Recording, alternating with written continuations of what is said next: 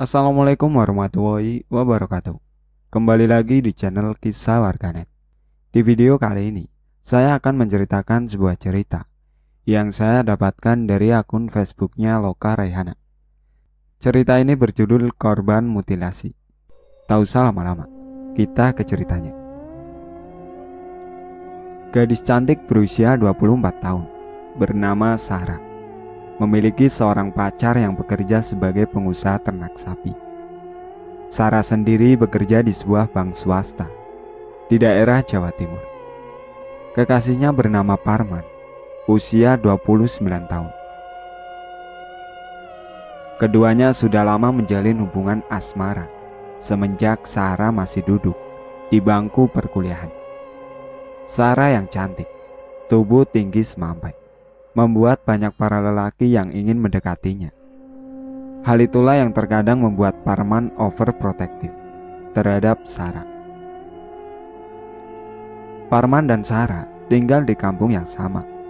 Selama Sarah kuliah, mereka harus melakukan hubungan jarak jauh, membuat Parman seminggu 3 kali harus mengunjungi Sarah di kota.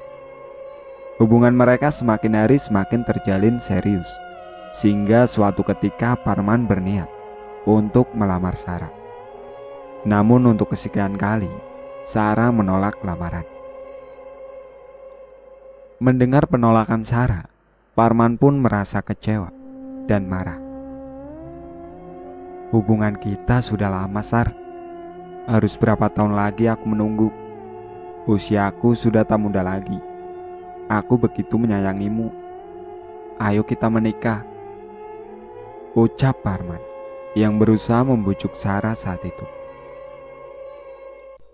Tolonglah mas, mengerti sekali lagi.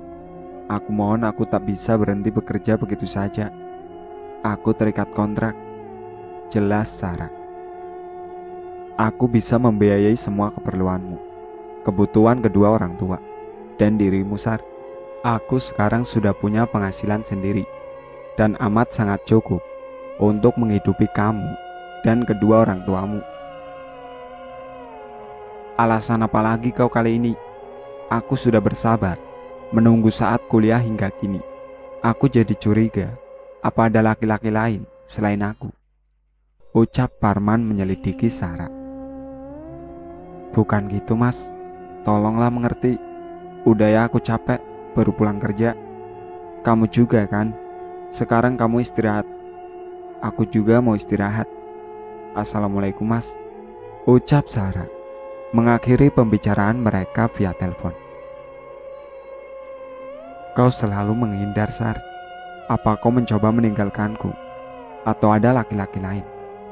Ucap Parman dalam hatinya melihat perubahan sang kekasih. Keesokan harinya, Parman berniat mengunjungi kosan tempat Sarah tinggal selama bekerja di kota. Sudah hampir 1 tahun Sarah dan Parman harus melakukan hubungan jarak jauh kembali, seperti dulu zaman Sarah masih kuliah. Dengan menggunakan mobil pribadi miliknya, Parman mengendarai mobil tersebut dari kampung hingga ke kota, membuat waktu perjalanan selama 5 jam. Parman berangkat dari rumah pukul 1 dini hari, usai menelpon Sarah 2 jam yang lalu. Karena kegelisahan serta kecurigaannya, Parman pun memutuskan untuk menemui Sarah di kota tempat ia bekerja. Tepat pukul 6 pagi, Parman tiba di kosan Sarah. Suasana pagi hari yang cukup dingin karena baru saja diguyur hujan.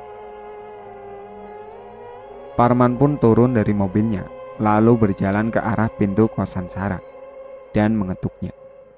Assalamualaikum, Sar, Sar, ucap Parman. Waalaikumsalam, tunggu sebentar, ucap Sarah yang saat itu baru saja selesai membersihkan diri karena ia mendapat shift pagi hari ini. Sarah pun membuka pintu kosannya. Ia awalnya terkejut melihat Parman, namun mencoba menutupi keadaan. Loh mas, kok sampai datang ke sini? Kan semalam kita teleponan, tanya Sarah ke Parman. Kamu mengalihkan pembicaraan, dan memutuskan telepon begitu saja. Ucap Parman sedikit kesal, berjalan masuk ke arah kosan Sarah. Ya udah, sekarang aku bikinin minum dulu ya mas. Mau minum apa? Tanya Sarah ke Parman. Gak usah, aku capek. Mau numpang tidur aja. Kok kamu udah rapi mau kemana? Selidik Parman melihat Sarah yang saat itu sudah mandi dan sedikit memakai make up. Aku masuk pagi mas, dapat si pagi. Ucap Sarah yang sedang membuat segelas teh hangat untuk sang kekasih. Ini masih jam 6 loh, masa sudah rapi? Ucap curiga Parman. Iya, aku janji dengan teman kantorku. Ia juga akan menjemput nanti jam setengah 7. Ucap Sarah yang memberi segelas teh hangat ke Parman. Siapa teman kantormu itu? Tanya Parman. Kamu kenapa sih mas? Kok curigaan amat dari semalam? Ingat mas, kita pacaran, bukan setahun 2 tahun mas. Udah lama, kamu jangan seperti ini. Lama-lama aku bosen denganmu. Ucap kesel Sarah. Tiba-tiba gelas kaca itu dibanting. Astagfirullah mas, kenapa sih? Ucap Sarah sambil membersihkan pecahan kaca gelas berserakan di lantai. Mikir aja kamu. Ucap Parman kesel, menatap tajam ke Sarah. Sarah yang hanya terdiam. Ia memilih hal itu karena begitu paham dengan sifat sang kekasih yang memang temperamental. Air mata menetes jatuh di pelupuk gadis cantik itu saat membuang pecahan kaca yang berasal dari gelas. Sarah sebenarnya sudah lelah dengan sifat Parman yang tak pernah berubah, selalu bersikap semuanya dengan temperamental. Sedari awal mereka mulai berhubungan, kedua orang tua Sarah tak merestui hubungan mereka karena tahu Parman seperti apa.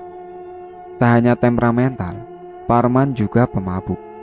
Tapi Sarah berusaha meyakinkan kedua orang tuanya hingga kini.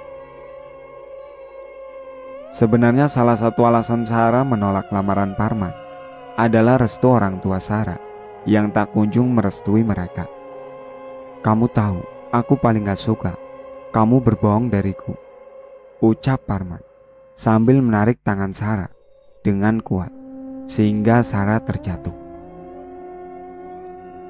Ampun mas, sakit. Ucap Sarah yang saat itu rambutnya ditarik lalu lehernya dicekik oleh Parman. Tindakan Parman ini tak hanya kali ini saja, bahkan dari awal mereka pacaran hingga kini masih terus terjadi bila Parman marah dengan Sarah. Parman pun melepaskan cekikannya dari leher setelah air mata Sarah menetes membasahi tangan Parman. Perlahan-lahan tangan itu turun sambil menatap wajah Sarah yang kini terlihat memucat ketakutan atas tindakannya. Parman pun kembali duduk di ranjang kosan Sarah, sedangkan Sarah hanya terisak dalam diam. Ia lelah dengan semua tindakan Parman padanya. Terbesit dalam hati ingin meninggalkan Parman, namun ia takut justru Parman dengan nekat melukai keluarga Sarah, terutama adik perempuan Sarah yang masih duduk di bangku SMP. Parman sering mengancamnya kalau ia berani meninggalkan dan berselingkuh di belakang Parman. Karena Parman pemuda yang bertampang biasa, tak sebanding dengan Sarah yang cantik, tinggi, dan berkulit putih, membuat banyak lelaki menyukai. Parman takut kehilangan Sarah, namun caranya salah. Maafkan aku sayang, maaf. Ucap Parman mendekati Sarah yang masih terisak dalam diam, lalu memeluk. Sarah berusaha menolak, tapi justru tamparan yang ia dapatkan. Darah segar menetes di ujung bibirnya. Sarah hanya bisa terdiam menatap iba ke Parman yang baru saja menamparnya hingga ia berdarah. Dalam keadaan seperti itu, suara dering HP Sarah berbunyi. Teman Sarah yang akan menjemputnya menghubungi. Sarah pun mengangkat telepon dari temannya yang bernama Nita. "Assalamualaikum, Nit," jawab Sarah. "Waalaikumsalam. Di mana lo? Udah hampir jam 7 lewat nih. Gue udah di halte depan kosan lo," jawab Nita, teman satu kantor Sarah. "Maaf ya, Nit, kayaknya gue izin gak enak badan ini," balas Sarah, berusaha menyembunyikan isak tangisnya. "Lo sakit apa? Gue ke kosan lo ya. Dari suara lo lain banget," tanya Nita. "Gak usah, gak apa-apa. Gue cuma lagi flu aja. Tolong titip izin gue ya ke Bu Vina," ucap Sarah menjelaskan kondisinya. "Ya udah, sehat-sehat ya. Kalau butuh apa-apa kabarin gue," ucap Nita. "Makasih ya, Nit. Gue gak apa-apa. Maaf ngerepotin. Ya udah, lo berangkat Gi. Kesiangan nanti," ucap Sarah mengakhiri pembicaraan dengan Nita. Lalu tanpa mengucapkan salam, menutup teleponnya. Nih anak kenapa ya? Apa benar dia sakit? Gak bisa banget begitu. Ya udah, ntar pulang kerja gue ke kosannya, ucap Nita sambil melihat pagar kosan Sarah tepat berada di seberang jalan. Ia pun melihat mobil pribadi, tetapi parkir di luar pagar, lalu bergegas menuju tempat kerja. Sedangkan keadaan di dalam kosan, Sarah hanya terdiam. Ia berusaha untuk tenang dan menahan semua. Parman sendiri kini sudah terbaring di kasur kosan milik Sarah karena lelah perjalanan yang cukup jauh dan melampiaskan kemarahannya ke Sarah, menguras tenaganya dengan mudah terlelap tanpa dosa. Sedangkan Sarah melihat Parman yang terbaring, teruntai kebencian serta penyesalan yang begitu mendalam di hatinya. Kini ia sadar benar apa yang dikatakan kedua orang tuanya. Sarah takkan pernah bahagia dengan lelaki seperti Parman. Walaupun harta melimpah, tapi tak memiliki hati yang tulus untuk Sarah. Ingin rasanya Sarah pergi jauh, meninggalkan Parman. Tapi semua ia tepis demi keselamatan keluarganya di kampung halaman. Singkat cerita, tepat jam 2 siang, Parman terbangun dan tak menemukan Sarah di kamar kosan. Ia sangat marah dan takut kehilangan Sarah, bergegas berlari keluar kamar. Saat hendak membuka pintu, Sarah sudah terlebih dulu membukanya dari bagian depan dengan membawa bungkusan yang berisi nasi padang dan beberapa cemilan untuknya dan Parman, karena ia tahu pasti Parman akan lapar setelah bangun dari tidurnya. Tanpa berkata apapun, Parman menutup pintu kosan dengan keras, lalu mendorong tubuh Sarah ke dinding cukup keras hingga ia meringis menahan rasa sakit akibat tubuhnya terbentur. Lalu melayangkan tangan gagah tepat di wajah Sarah untuk kesekian kalinya hingga menimbulkan bercak tangan Parman. Sarah diperlakukan seperti itu hanya diam, tanpa berkata apapun, menahan 1000 luka dalam fisik dan batinnya. Parman tanpa berdosa merebut bungkusan yang hampir terjatuh dari tangan Sarah, lalu membukanya dan memakan dengan lahap. Sarah hanya melihat hal itu dengan rasa kebencian yang kini membumbung tinggi. Usai memakan nasi bungkus, Parman merokok dan asap rokok ia hembuskan di wajah Sarah. Tiba-tiba Sarah terlelap karena asap rokok Parman. Merasa Sarah sudah terlelap dalam tidur, Parman meletakkannya di ranjang tempat tidur dan memasukkan beberapa helai pakaian Sarah di sebuah tas milik Sarah. Lalu membawa tas berisi pakaian itu ke dalam mobil. Karena saat itu jam kerja, suasana kosan nampak sepi, sehingga tak ada yang tahu aksi Parman. Merasa semuanya sudah beres, Parman menggendong tubuh Sarah ke dalam mobil, lalu meninggalkan kosan Sarah. Saat berada di jalan tol antar kota, Sarah terbangun dalam tidur.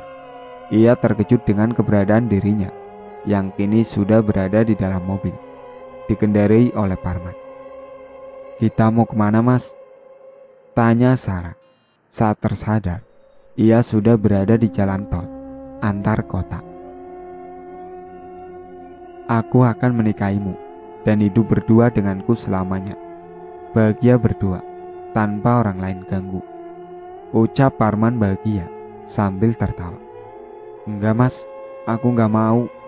Aku mau pulang ke kampung aja. Tolong, Mas, kita pulang ke kampung aja ya," ujuk Sarah pada Parman sambil memegang tangan Parman yang sedang mengendarai mobil dengan kecepatan tinggi. "Tidak, aku tidak akan membawamu pulang sebelum menikahimu," ucap Parman penuh penekanan. Sarah hanya mengembuskan nafas, berusaha sabar menghadapi sikap Parman. Tak ingin terjadi apapun pada mereka saat itu. Kini mereka sudah keluar dari jalan tol, dan mereka pun tak tahu sekarang mereka berada di mana. Karena saat ini yang ada di pikiran Parman adalah membawa Sarah sejauh mungkin dan memilikinya selama-lamanya. Waktu pun sudah menunjukkan pukul 10 malam. Parman pun sudah lelah membawa kendaraannya. Ia mencari tempat untuk beristirahat malam ini bersama Sarah di sebuah hotel di daerah itu. Setelah memesan kamar, ia pun masuk ke kamar hotel itu. Lalu tanpa membersihkan diri, Parman pun berbaring di ranjang kamar hotel tersebut. Sedangkan Sarah justru merasa takut akan keberadaan ia saat ini. Karena selama ia kenal dengan Parman, mereka tak pernah menginap di sebuah hotel dalam satu kamar, hanya berdua. Ini pertama kalinya buat mereka, ditambah kondisi Parman yang masih diliputi kemarahan. Sarah berusaha menutupi semua ketakutannya. Ia pun membersihkan diri, lalu mengganti pakaian yang berada di tas ransel yang Parman bawa dari kosannya. Sarah pun mencari mukenanya karena ia sadar dari tadi ia tak melakukan kewajiban sebagai muslimah. Setelah mencari ke segala sudut maupun tasnya, ia tak menemukan. Lalu ia mengurus untuk duduk di sofa yang berada di kamar tersebut sambil berhadapan ke arah Parman yang sedang terlelap. Ingin rasanya kubunuh pria keji itu, tapi entah mengapa cintaku mengalahkan segalanya, ucap Sarah menatap Parman dengan linangan air mata. Sedangkan Parman sendiri tahu bahwa Sarah menatapnya, bahkan mendengar ucapan Sarah.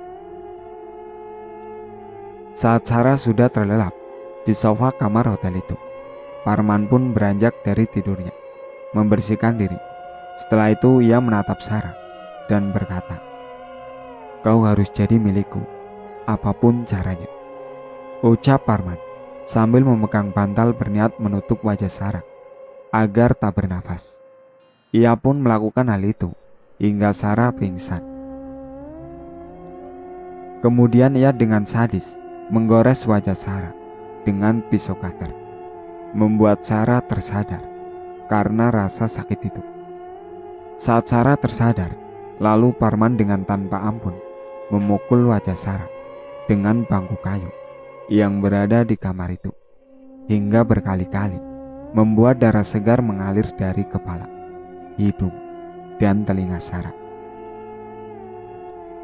Ia pun meninggal seketika menatap Parman dengan tetesan air mata serta ribuan rasa sakit dari perbuatan Parman. Parman mencoba membangunkan Sarah, tapi tak kunjung bangun. Rasa penyesalan kian ada di hati Parman. Rasa takut, sedih, dan kecewa karena perbuatannya membuat sang kekasih harus meninggal dengan mengenaskan. Karena rasa takut yang menghantui dirinya, ia pun sejenak keluar kamar hotel, pergi ke sebuah swalayan yang menjual pisau tajam, lalu kembali ke kamar hotel dengan keadaan tenang agar pihak hotel tak mencurigai perbuatannya. Ia masuk ke dalam kamar, melihat tubuh Sarah yang masih tergeletak bersimbah darah. Segera memotong-motong beberapa bagian agar ia bisa memasukkan jasad ke dalam ransel tasnya. Tangan, kaki, kepala, dan badan Sarah kini sudah terpotong-potong dan ia masukkan ke dalam tas. Lalu membereskan semua dengan membawa kain-kain bekas, membersihkan darah-darah. Lalu ia pergi meninggalkan kamar hotel, membawa tas ransel berat berisi potongan tubuh Sarah. Setelah itu meninggalkan hotel dengan kendaraannya tanpa arah hingga ia memasuki jalan tol yang entah di mana sisi kanan jalan terdapat jurang. Tetesan air mata penyesalan membasahi dirinya sehingga membuat tak konsentrasi dalam mengendarai laju mobilnya. Dan pada saat itu mengarah ke sisi jalan, terjun bebas ke sebuah jurang dengan kedalaman puluhan meter. Kini kedua pasangan itu meninggal dalam keadaan yang mengenaskan, sehingga jasad mereka tak dapat ditemukan hingga kini. Sarah pun menjadi penghuni jalan tol tersebut di alam gaib, sedangkan Parman menjadi budak alam gaib. Itulah cerita kematianku teh. Semoga kematian dan perjalanan hidupku bisa menjadi pelajaran untuk kalian yang masih hidup, ucap Sarah kepada wanita berhijab yang dikenal sebagai Teteh. Sarah mendatangi Teteh melalui media sebuah gambar foto yang dilihat dari adiknya, sehingga sosok Sarah hadir menceritakan kisah kematiannya. Selamat jalan Sarah dan Parman. Semoga Allah mengangkat ruh kalian kembali ke alam barzah yang sesungguhnya. Amin. Dan Allah memaafkan semua dosa-dosa kalian. Kedua orang tua Parman dan Sarah pun sudah diberitahu pihak kepolisian bahwa mereka mengalami kecelakaan di jalan tol dan jasad tak bisa dievakuasi. Hanya itu, tidak tahu bahwa Parman memutilasi sang kekasih. Semoga cerita ini menjadi pelajaran hidup untuk kita semua. Dan mari sama-sama kita mendoakan keduanya. Al-Fatihah untuk Sarah dan Parman. Itulah akhir cerita dari korban mutilasi. Sekian dari saya. Wassalamualaikum warahmatullahi wabarakatuh.